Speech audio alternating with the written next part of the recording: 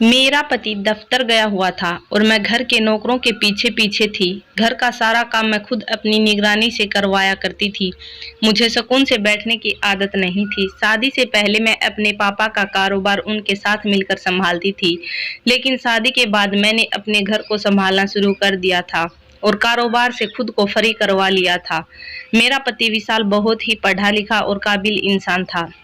उसने बहुत ही अच्छे तरीके से सारा कारोबार संभाल लिया था और मुझे सभी फिक्रों से आज़ाद कर दिया। मैं और विशाल मुझे मिले एक बहुत बड़े बंगले में रहते थे और हमारी शादी को 4 महीने ही गुजरे थे। ये 4 महीने मेरी ज़िंदगी में बहुत ही खुशी भरे थे। विशाल ने मेरा बहुत ज़्यादा ख्याल रखा था। मैंने मेड से कहकर विशाल के लिए खाना तैयार करवाना शुरू कर दिया, क्योंकि वो दोपहर के खाने के लिए भी लौट कर आते थे। विशाल के आने से पहले मैं भी तैयार हो गई। मैंने सोचा था कि आज मैं उन्हें ऑफिस वापस नहीं जाने दूंगी, बल्कि उनके साथ कुछ शॉपिंग करने के लिए जाऊंगी। विशाल जब वापस आए तो वो अकेले नहीं थे, बल्कि उनके साथ एक औरत भी थी जिसे मैं पहली बार ही देख रही थी। विशाल ने मुझे कहा कि उनकी विधवा बहन अंजू है, जो अपने ससुराल वालों के साथ गुजारा कर रही थी, लेकिन अब उनके ससुराल वालों ने उसे घर से निकाल दिया है और विशाल के सिवा उसका कोई नहीं है। इसलिए वो मजबूरन अंजू को हमारे घर वापस ले आए हैं, ताकि वो हमारे साथ रह सके। वह जितने प्यार और इज्जत से मेरी तरफ देखते हुए पूछा, प्रज्ञा, अगर मैं अपनी बहन को तुम्हारे घर में रख लूं तो कोई दिक्कत नहीं होगी?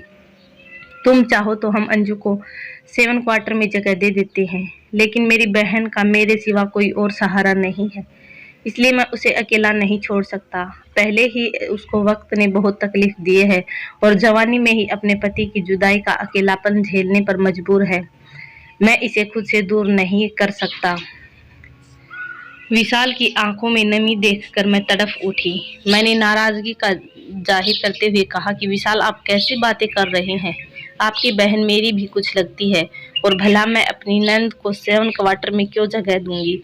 हमारा इतना बड़ा बंगला है, बहुत सारे कमरे खाली पड़े हैं। आप जो चाहे अंजू को वह कमरा दे सकते हैं।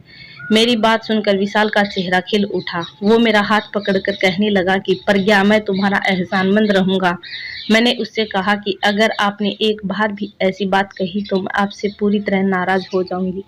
मैंने आगे बैठकर अंजू को भी गले से लगाया और विशाल से कहा कि आप इसे अपने कमरे में ले जाएं। मैं सबके लिए खाना लगाती हूँ। विशाल ने अंजू को हमारा बराबर वाला कमरे में जगह दे दी। अब मैंने सबके लिए खाना लगा दिया। थोड़ी ही देर में विशाल और अंजू भी खाने के लिए चले आए थे। मैं विशाल की बहन के बारे में कुछ भी नहीं जानती थी।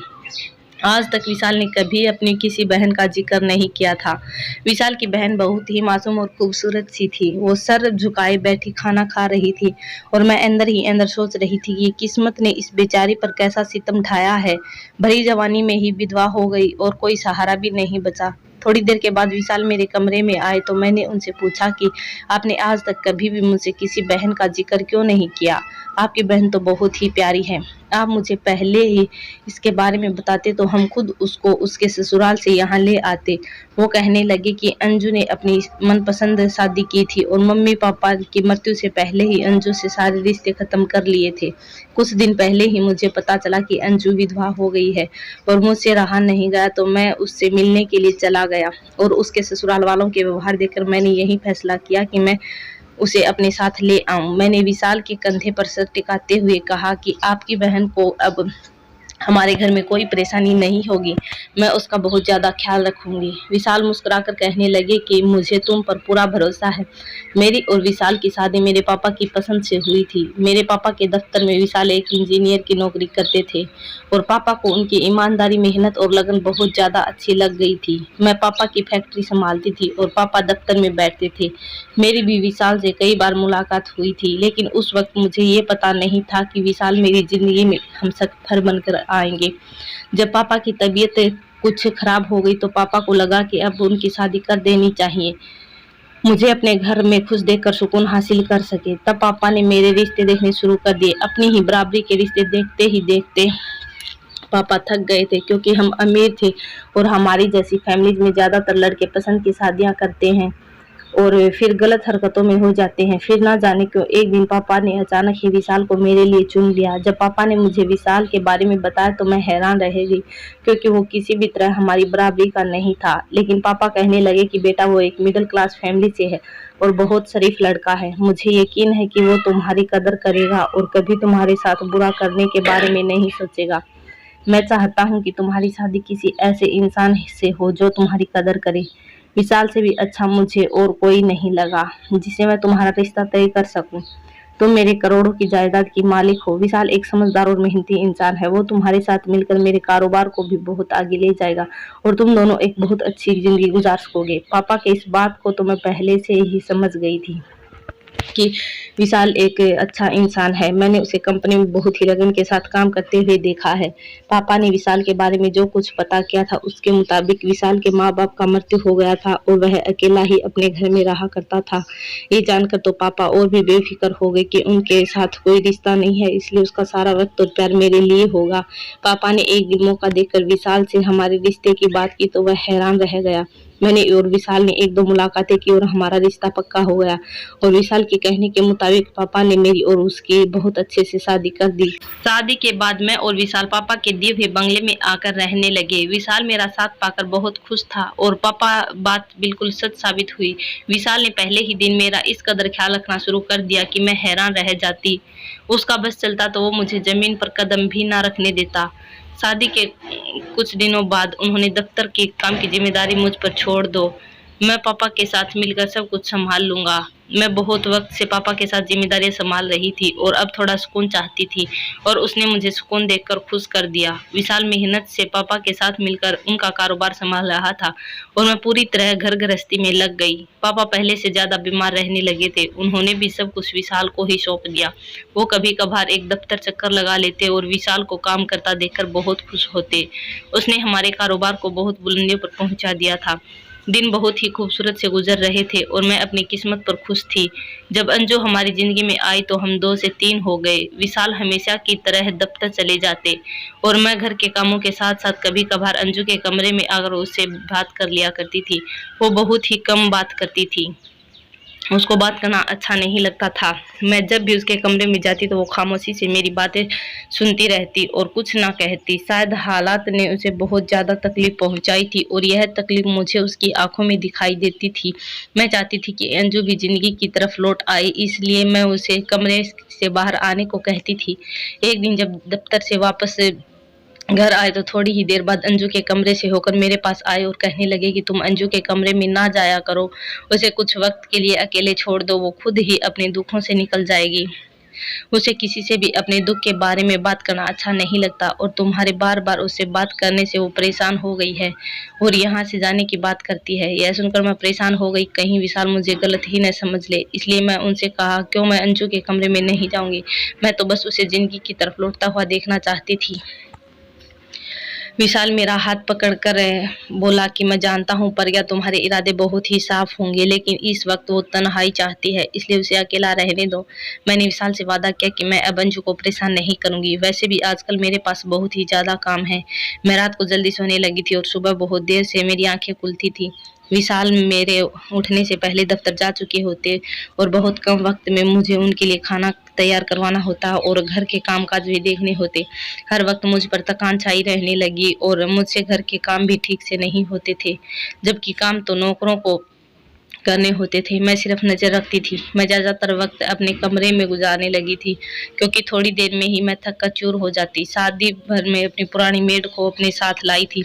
मुझे उस पर पूरा भरोसा था, इसलिए मैंने घर की जिम्मेदारी उसे सौंप दी। अब खुद आराम करने लगी। मैं कहीं भी लेटती हुई सो जाती थी, सारा दफ्तर संभालती, घर भी, लेकिन कभी थकान का एहसास नहीं होता था। तबीयत इतनी अजीब रहने लगी थी कि मैं रात में कॉफी पीना भी कम कर दी थी, जबकि कॉफी के बगैर मैं कभी सोती नहीं थी।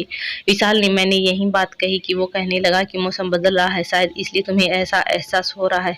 अच्छा है, तुम आराम किया करो। वो इतनी मोहब्बत से मुझसे बात करते हैं कि मेरा सारा प्रॉब्लम भूल जाती और उनकी आंखों में देखने लगी थी। अब भी ऐसा ही हुआ था। मैंने अब अंजू के कमरे में जाना बिल्कुल छोड़ दिया था। वो खाना भी अकेले ही अपने कमरे में खाती थी, इसलिए मुझे उसकी शक्ल भी दिखाई नहीं देती थी। विशाल दफ्तर से घर आने के बाद ही उसके कमरे में चले जाते और कुछ वक्त उसके साथ गुजार कर वापस मेरे पास आ जाते। मुझे उनका अपनी बहन के वक्त देने पर बिल्कुल भी ऐतराज नहीं था, लेकिन एक रात नींद मेरी खुली तो मैंने विशाल का बिस्तर पर ना पाया और हैरान हुई कि आधी रात को विशाल का अंजू के कमरे में क्या काम है। लेकिन फिर मुझे लगा कि शायद से देखने के लिए गए होंगे। मैंने विशाल को कुछ ना कहा और इससे पहले कि मेरी तरफ देखते मैं खुद ही कमरे से वापस आकर सोने लग गई। ये सिलसिला चल निकला। अक्सर ही रात को मेरी आंखें खुलती तो विशाल कमरे में मौजूद ना होते। मुझे यह बात समझ नहीं आती कि विशाल आधी रात को अपनी बहन के कमरे में जाना क्यों जरूरी है, जबकि वह दफ्तर से आते ही अपनी बहन के कमरे में जाते हैं। मुझे विशाल के बगैर दोबारा नींद नहीं लगती थी और जितनी देर वह कमरे से बाहर रहते मैं अजीब करवटें बदल बदल सोती। एक रात ऐसा ही हुआ कि मेरी आंख खुली तो विशाल कमरे में मौजूद नहीं थे और मुझे दोबारा नींद नहीं लग रही थी। अंजू से मेरी मुलाकात हुए भी काफी दिन हो गए थे। मैंने सोचा कि मैं अभी उन दोनों के साथ बैठ जाती हूँ। मैं अपने कमरे से निकलकर अंजू के दरवाजे तक पहुंची तो दरवाजा पूरी तरह बंद नहीं था।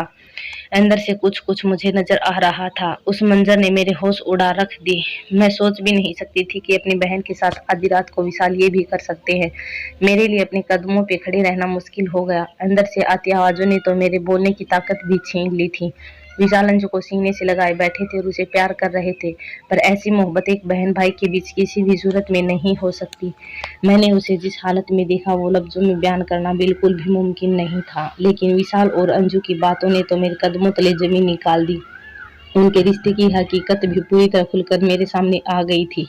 अंजू कह रही थी कि और कितने दिन हम ऐसे ही बहन भाई का ड्रामा करते रहेंगे और मैं अपनी ही सौतन को अपनी आंखों के सामने बर्दाश्त करती रहूंगी। मैं जब भी प्रज्ञा को देखती हूँ मेरा खून खोलने लगता है। अब मेरा दिल चाहता है कि मैं उसे हमारी जिंदगी से बाहर निकाल फेंकूं। और विशाल अंजू से कह रहा था कि इसलिए मैंने प्रज्ञा को तुम्हारे कमरे में आने खत्म करवा दिया है। मुझे यही डर लगता है कि कहीं तुम गुस्से में उसके सामने कोई सच्चाई बयान ना कर दो। बस कुछ दिनों की बात है, फिर प्रज्ञा और उसके बाप से हमेशा के लिए हमारी जान छूट जाएगी और यह सारी दौलत और जायदाद हम दोनों पति पत्नी की हो जाएगी। अंजू कह रही थी कि इतने दिनों से इसी बात का तो इंतजार कर रही हूँ, लेकिन आप हर रात उसके साथ उसके कमरे में होते हो और मैं यहाँ अंगारों पर लेटती हूँ। यह सोचकर मेरा दिल जलता है। आपने उसे अपनी बाहों में ले लिया है। विशाल उससे कह रहा था कि अंजू तुम ही मेरी पहली और आखिरी मोहब्बत हो और ये सब मैंने तुम्हें एक नई जिंदगी देने के लिए किया है। तुम कब तक एक छोटे से घर में ख्वाहिशों को मारकर जीती रहती, इसलिए मैंने हम दोनों को हक से यह फैसला किया है। मेरे बाप और किसी औरत के साथ रहना आसान नहीं है। मैंने प्रज्ञा के बाप को हल्दी में जहर देना शुरू कर दिया है और उसी की वजह से वह पहले से कहीं ज़्यादा बीमार रहने लगा है और प्रज्ञा के काफ़ी के जोर में भी मैंने जहर मिला दिया है। वह रोज़ाना काफ़ी पीकर सोती है तो यकीनन उसके शरीर में भी जहर अपना असर दिखा रहा है, इसलिए वो ज़्यादातर वक्त सोती रहती है। मैं भी इसलिए इतनी आसानी से तुम्हारे पास आ जाता हूँ क्योंकि मुझे पता है कि वो एक बार सो जाएगी तो फिर सुबह ही खबर लेगी। बस कुछ दिन और बर्दाश्त कर लो, फिर प्रज्ञा और उसके बाप का किस्सा हमेशा के लिए खत्म हो जाएगा और हम दोनों एक आलीशान बंगले में एक साथ पूरी जिंदगी गुजारेंगे। वो अंजू से अपनी बेहताश मोहब्बत का पूरी तरह इजहार कर रहा था और मैं उदासी की हालत में दरवाजे से टेक लगाए खड़ी थी। मैं कैसे यकीन कर लेती कि मेरे बाप ने जिसे सीधा साधा शरीफ इंसान समझा, मेरे लिए पसंद किया, वो इस कदर धोखेबाज था। विशाल के लिए मैं सिर्फ और सिर्फ एक प्राइस ब्रांड थी जिसके जरिए वह अपनी जिंदगी बदलना चाहता था। मेरे बाप को भी उसके मौत के करीब पहुंचा दिया था और वह जल्दी ही मुझसे छुटकारा पाना चाहता था। उसे बहुत अच्छी तरह मालूम था कि मेरी और मेरे बाप के मरने के बाद सब कुछ खुद ब खुद उसके हवाले हो जाएगा, इसलिए वो हमारे आगे अच्छे बनने का ड्रामा करता था। मुझे एकदम चक्कर महसूस होने लगे थे। शरीर में कमजोरी तो बहुत ही दिनों से थी, इसलिए मैं लड़खड़ा गई। विशाल को और मंजू को मेरी मौजूदगी का एहसास हो गया। जैसे ही उन दोनों की नज़र मुझ पर पड़ी तो उनके चेहरों का रंग बदल गया। विशाल को तो इस बात का पता भी नहीं था कि मैं पिछले कुछ दिनों से कॉफ़ी नहीं पी रही थी और शायद इसलिए मुझे रात के वक्त नींद नहीं आती थी, जबकि मैं सुबह कॉफ़ी पीती और सारा दिन नशे में रहती। विशाल हैरत से कहने लगा कि प्रज्ञा तुम यहाँ क्या कर रही हो? मैं तंजू को देखने के लिए आया था। विशाल को नहीं पता चला कि मैं ये सब बातें सुन ली हैं। उन्हें एक साथ देख लिया। ये सही वक्त नहीं था कि मैं विशाल को यह बताती कि मैं उनकी सच्चाई जान गई हूँ, इसलिए मैंने झूठ का सहारा लिया। विशाल से कहा कि मुझे नींद नहीं आ रही थी, इसलिए मैं उसे बुलाने के लिए आई हूँ। विशाल मेरे कदमों के साथ साथ लौट आया। सारी रात मैंने बहुत मुश्किल से अपने आंसुओं को रोक कर रखा था। मैं विशाल से बहुत ज्यादा मोहब्बत करने लगी थी।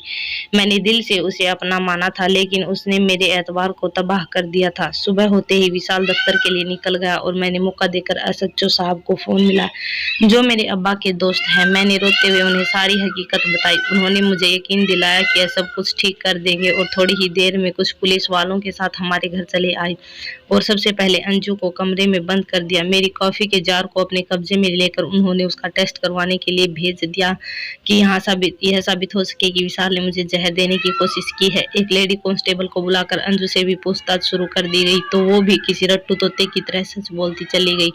विशाल जानता था कि मेरे पापा मेरे लिए रिश्ता देख रहे हैं, इसलिए उन्होंने सबसे पहले अंजू को छोड़कर एक दूसरा घर किराए पर लिया और जानबूझकर पापा की नजरों के आगे हीरो बन गया। कुछ उसकी किस्मत रंग दिखा गई और पापा को अपने जाल में फंसाने में वह कामयाब हो गई। अंजू और विशाल ने एक दूसरे से लव मैरिज की थी और वह दोनों गरीब के हाथों तंग आ चुके थे और एक अच्छी जिंदगी गुजारना चाहते थे, जिसके लिए उन्होंने मेरी जिंदगी बर्बाद करने का फैसला किया। विशाल इस तरह आगे बढ़ गया कि उसने मेरी और मेरे बाप की जान लेने को भी मुश्किल न समझा। अंजू के बयान ने सारे मामले को इस कदर आसान बना दिया कि एसएचओ साहब ने फौरन ही विशाल को भी गिरफ्तार कर लिया। मैंने मुकदमा दायर कर दिया था और अपने पापा का इलाज करवाना शुरू कर दिया था। उनके शरीर में काफी जहर जा चुका था, जिसकी वजह से वे बिस्तर पर पड़े गए थे। आज विशाल और अंजू जेल की सलाखों के पीछे थे और अपनी लालच का अंजाम भुगत रहे थे। मैंने और पापा ने नए सिरे से कारोबार को देखना शुरू कर दिया था और हम अपनी जिंदगी में आगे बढ़ गए थे। कभी कभी कुछ लोग जैसे दिखाई देते हैं वैसे बिल्कुल नहीं होते, इसलिए अपनी बेटियों की किस्मत का फैसला करते हुए अच्छी तरह छानबीन जरूर करनी चाहिए। धन्यवाद दोस्तों। वीडियो पसंद आई हो तो लाइक करें, कमेंट करें और चैनल को सब्सक्राइब करें।